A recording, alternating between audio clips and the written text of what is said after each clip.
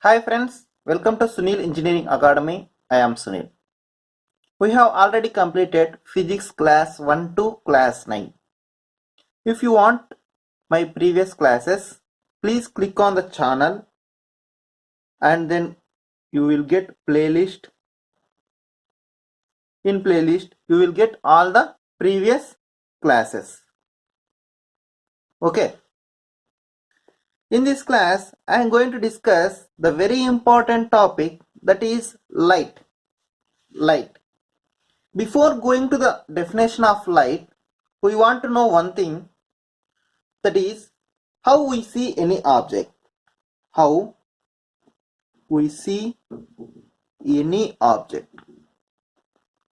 For this, we may say that with the help of eyes. Okay. But here eyes alone cannot see any object. Why? Because in case of dark, we can't see any object. That means whenever there is a light and that light is falls on the object, then only we may see the object. Okay. Here that light is a form of energy that makes us to see. Okay. Here light is a form of energy that makes us to see.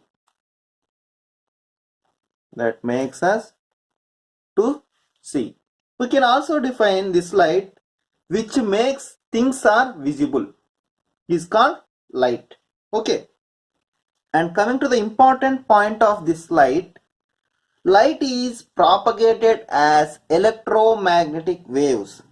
Light is propagated as electromagnetic waves. And we know that the electromagnetic waves are transverse waves. That means light is a transverse wave. Very important. Light is a transverse wave. Okay. And coming to the speed of light.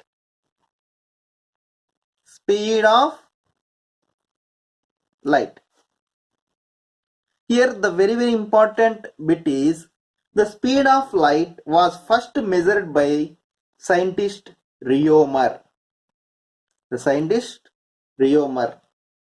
Okay. Speed of light was first measured by scientist Riomer, and the speed of light is maximum in case of vacuum. And also for air.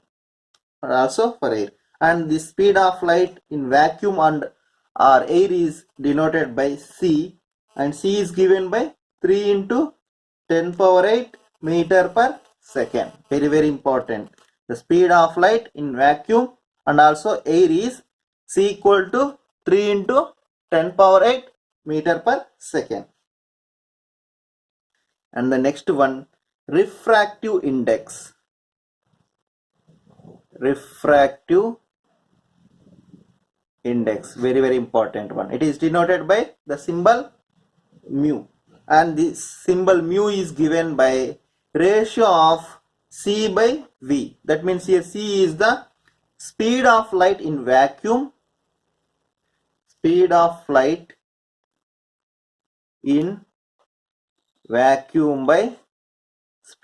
light in medium. That is, the refractive index is defined as the ratio of speed of light in vacuum to the speed of light in medium. Here that means mu is inversely proportional with speed of light in medium. That means the speed of light in medium, that is V, is very high for low refractive index. That is, if the refractive index value is low, then the speed of light in medium is very high, very high. Okay, and the one more important point on this light takes how much time to reach from sun to earth?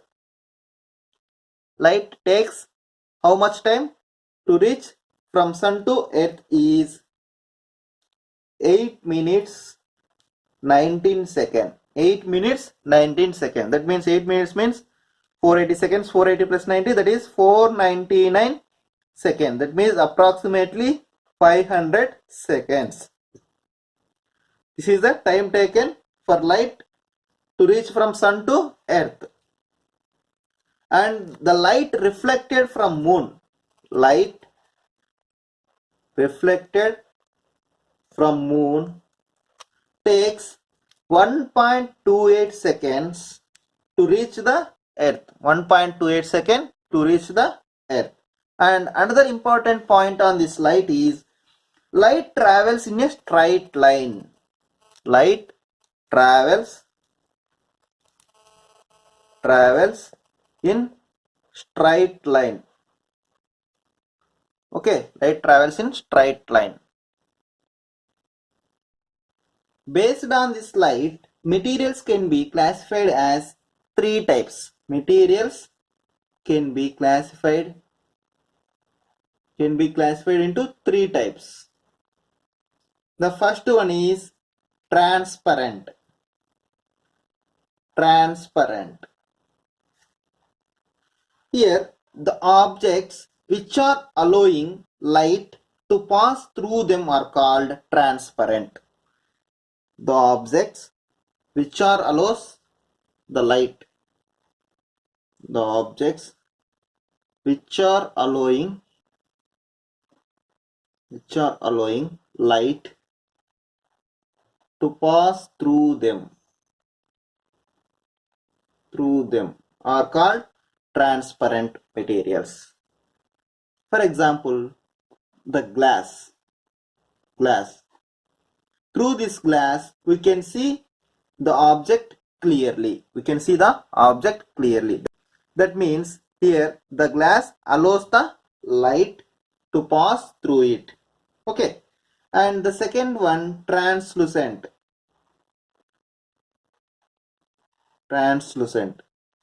These are the objects which allows the light to pass through them but partially.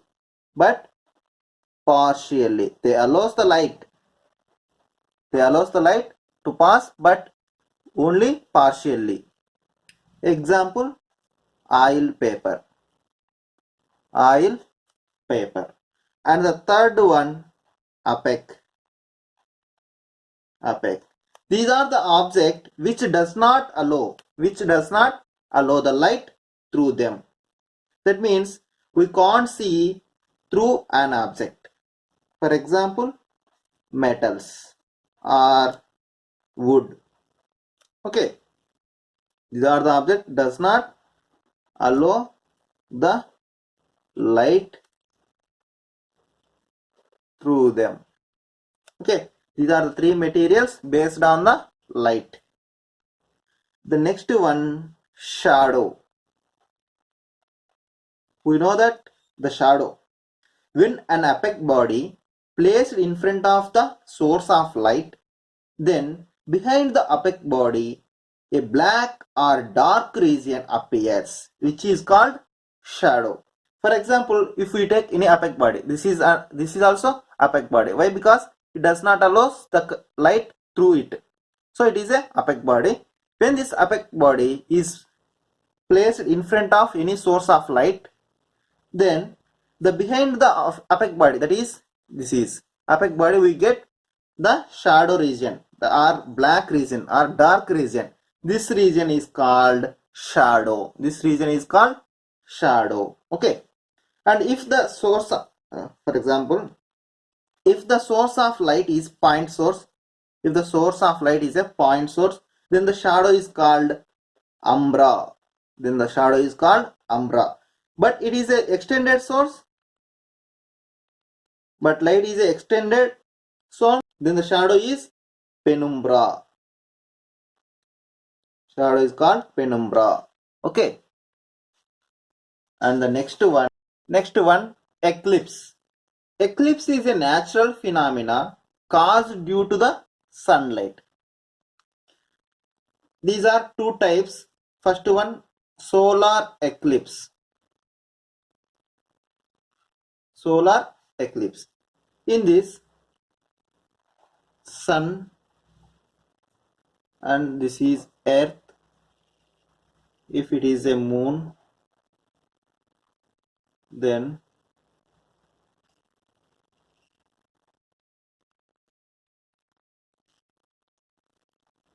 whenever the moon comes between the earth and the sun, then the shadow of this moon falls on the earth. The shadow of the moon falls on the earth. That means in this region, the earth may not receive the sunlight. This position is called solar eclipse. Solar eclipse.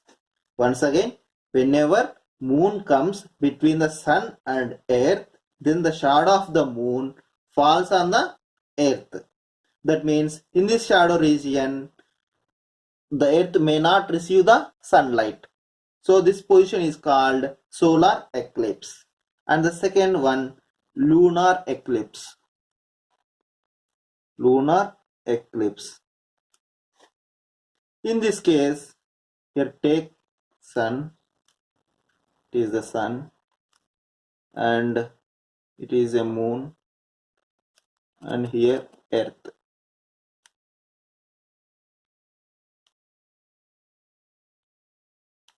Okay. Here, whenever earth comes between the moon and sun, then the shadow of this earth falls on the moon. So the moon may not receive the sunlight in this shadow region. This position is called lunar eclipse. Lunar eclipse. Okay. And the next one, reflection of light. Very, very important one. Reflection of light. Okay. For this, take any smooth surface. Take any smooth surface. Here, if any light falls on a smooth surface, it will reflect. It will reflect. Okay. Here, the ray which falls on the surface is called incident ray. Incident ray. And the ray which is reflected is called reflected ray. Okay. And if you draw the normal to the surface, if we draw the normal to the surface, then according to the laws of reflection,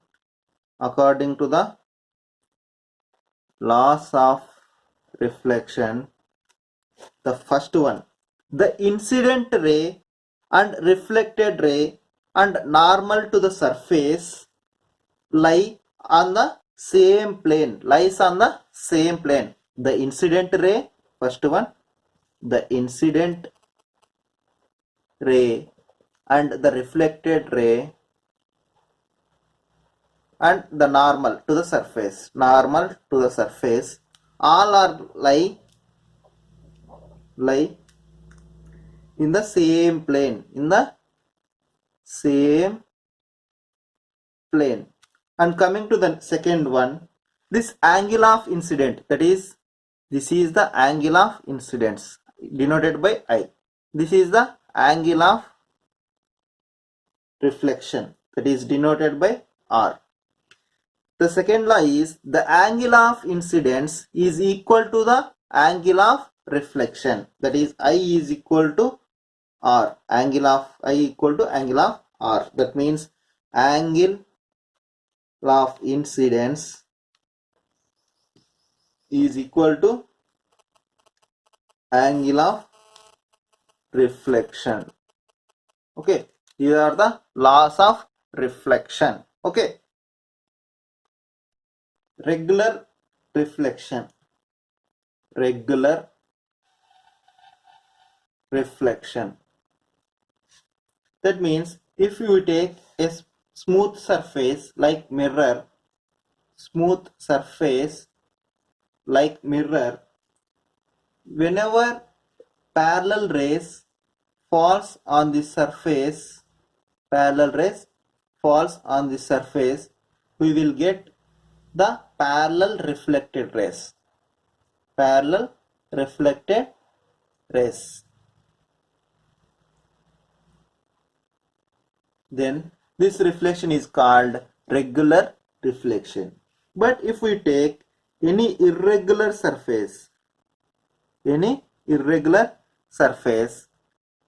whenever a parallel rays falls on the surface, then we may not get reflected parallel rays. Why? Because here for this the reflected ray is in this way, for here also the reflected ray, that is in this way, here the reflected rays in this way, here the reflected rays in this way. That means we may not get parallel reflection rays. This reflection is called diffused reflection or irregular reflection. Okay. And the next one, very important topic, that is mirrors. Mirrors. We know that mirror is nothing but it is a polished surface which reflects almost all the light that is incident on it. It is a polished surface which reflects almost all the light which is incident on it. Here, coming to the types of mirror. Types of mirror. There are mainly two types of mirror. First one, plane mirror. Second one, spherical mirrors. In the spherical mirrors, there are two types, concave and convex. Okay, first of all, coming to the plane mirror. Here, the reflecting surface of a mirror is plane, then it is called as a plane mirror. If reflecting surface of mirror is plane, then the mirror is called plane mirror. Coming to the properties of this plane mirror, here image formed by plane mirror has following properties. The first one, here the image formed by this plane mirror is always virtual, that is illusion, virtual and erect. The image formed by this plane mirror is always virtual and erect. And the size of image is here, the size of image is equal to the size of object. So here the linear magnification is 1. Linear magnification is equal to 1. What is this linear magnification? It is the denoted by m, and it is the ratio of size of image by size of object. Size of image by size of object. Here the size of image is equal to size of object. So linear magnification is equal to 1. Okay. And the next important point of this plane mirror is focal length.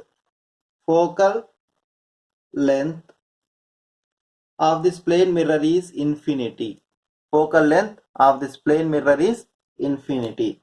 And whenever two plane mirrors are facing to each other, whenever two plane mirrors facing each other at an angle theta,